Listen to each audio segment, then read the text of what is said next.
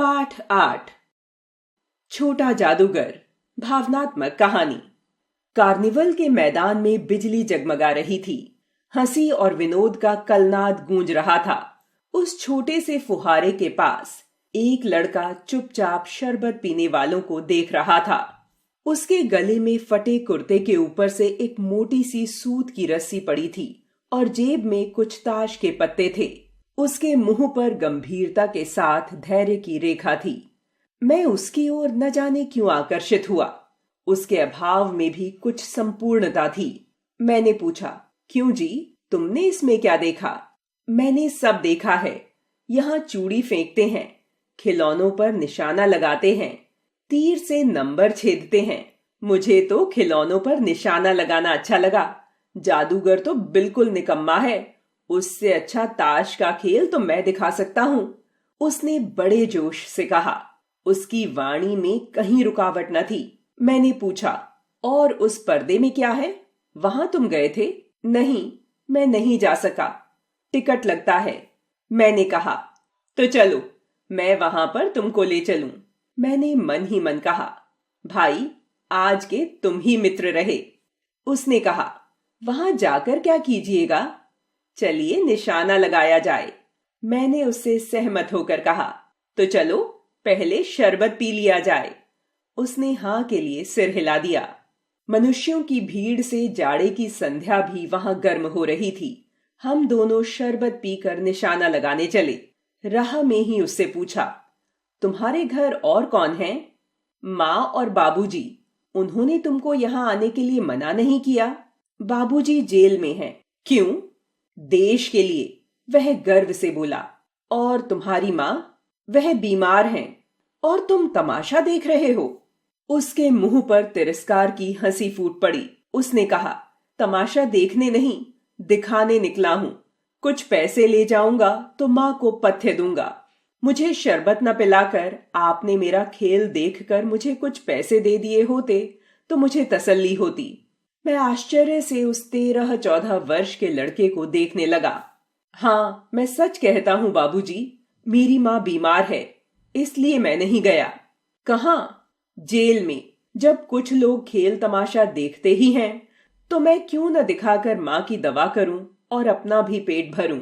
मैंने दीर्घ निःश्वास लिया। चारों ओर बिजली के लट्टू नाच रहे थे। मन व्यग्र हो उठा। मैंने उससे कहा, अच्छा चलो, निशाना लगाया जाए। हम दोनों उस जगह पहुंचे जहां खिलौनों को गेंद से गिराया जाता था।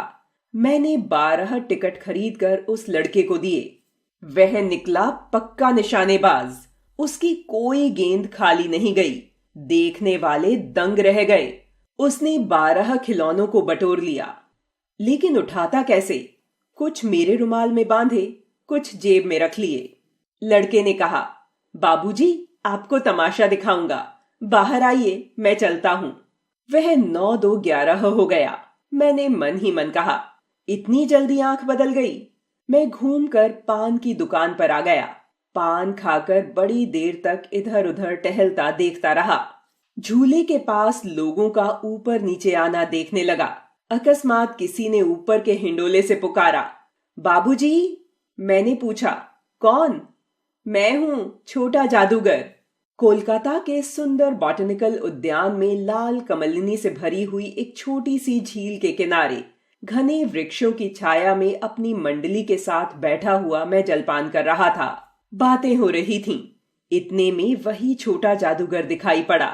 हाथ में 4 खाने की खादी का झोला, साफ जांघिया और आधी बाहों का कुर्ता। सिर पर मेरा रुमाल सूत की रस्सी से बंधा हुआ था।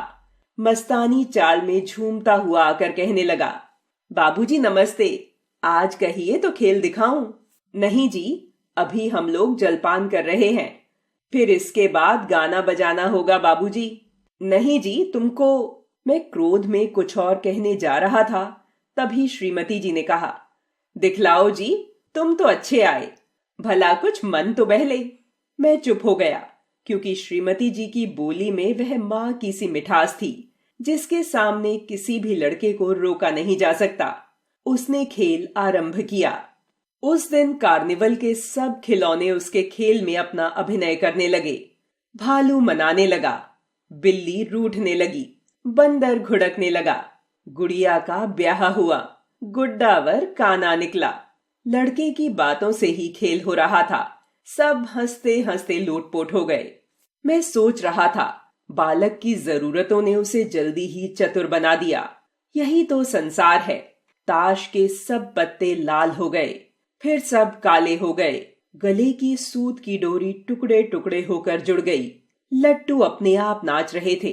मैंने कहा, अब हो चुका, अपना खेल बटोर लो, हम लोग भी अब जाएंगे। श्रीमती जी ने धीरे से 1 रुपया दे दिया। वह उछल उठा। मैंने कहा, लड़के, छोटा जादूगर कहिए, यही मेरा नाम है, इसी से मेरी जीविका है। मैं कुछ बोलना ही चाहता था कि श्रीमती जी ने कहा, अच्छा, तुम इस रुपए से क्या करोगे? पहले भरपेट पकौड़ी खाऊंगा, फिर एक सूती कंबल लूंगा। मेरा क्रोध अब लौट आया। मैं अपने पर बहुत क्रुद्ध होकर सोचने लगा, ओह, कितना स्वार्थी हूं मैं। उसके 1 रुपया पाने पर मैं ईर्ष्या करने लगा था ना। वह नमस्कार करके हम लोग लता कुंज देखने के लिए चले। उस छोटे से बनावटी जंगल में संध्या साए साए करने लगी थी। डूबते हुए सूर्य की अंतिम किरण पेड़ों की पत्तियों से विदाई ले रही थी। चारों ओर सुनसान था। हम लोग धीरे धीरे मोटर से हावड़ा की ओर आ रहे थे। रह रहकर छोटा जादूगर स्मरण हो आता था। सचमुच वह एक झोपड़ी के पास कंबल कंधे पर डाले खड़ा था। मैंने मोटर रोककर उससे पूछा, तुम यहाँ कहाँ? मेरी माँ यही है ना? अब उसे अस्पताल वालों ने निकाल दिया है। मैं उतर गया। उस झोपड़ी में देखा तो एक स्त्री चिथड़ों से लदी हुई कांप रही थी। छोटे जादूगर ने कंबल ऊपर डालकर उसके शरीर से चिपटते हुए कहा, माँ। मेरी आंखों से आंसू निकल पड़े। बड़े दिन की छुट्टी बीत चली थी। मुझे अपने ऑफिस में समय से पहुंचना था। कोलकाता से मन ऊब गया। फिर भी चलते चलते एक बार उस बाग को देखने की इच्छा हुई। साथ ही साथ जादूगर भी दिखाई पड़ जाता तो और भी। मैं उस दिन अकेले ही चल पड़ा। जल्द लौट आना था। 10 बज चुके थे। मैंने देखा कि उस साफ धूप में सड़क के किनारे एक कपड़े पर छोटे जादूगर का रंगमंच सजा था। मोटर रोक कर उतर पड़ा। वहां बिल्ली रूठ रही थी। भालू मनाने चला था। ब्याह की तैयारी थी, पर सब होते हुए भी जादूगर की वाणी में वह प्रसन्नता नहीं थी। जब औरों को हंसाने की चेष्टा कर रहा था, तब जैसे स्वयं कांप जाता था। मैं आश्चर्य से देख रहा था। खेल हो जाने पर पैसा बटोरकर उसने भीड़ में मुझे देखा। वह जैसे क्षण भर के लिए स्फूर्तिमान हो गया। मैंने उसकी पीठ थपथपाते हुए पूछा, आज तुम्हारा खेल जमा क्यों नहीं? माँ ने कहा है कि आज तुरंत चले आना, मेरी घड़ी समीप है। अविचल भाव से उसने कहा, तब भी तुम खेल दिखाने चले आए? उसने कहा, क्यों ना आता? और कुछ अधिक कहने में जैसे वह अपमान का अनुभव कर रहा था। क्षण भर में मुझे अपनी भूल मालूम हो गई। उसके झोले को गाड़ी में फेंक कर उसे भी बैठाते हुए मैंने कहा, जल्दी चलो। मोटर वाला मेरे बताए हुए पथ पर चल पड़ा। कुछ ही मिनटों में मैं झोपड़े के पास पहुंचा। जादूगर दौड़कर झोपड़े में माँ माँ पुकारते हुए घुसा। मैं भी पीछे था, किंतु स्त्री के मुंह से बे निकल कर रह गया। उसके दुर्बल हाथ उठकर गिर पड़े। जादूगर उससे लिपटा रो रहा था। मैं भौचक्का खड़ा था। उस साफ धूप में सारा संसार जैसे जादू सा मेरे चारों ओर नाच रहा था। सीख: परिस्थितियां लोगों को समय से पहले जिम्मेदार एवं बुद्धिमान बना देती हैं।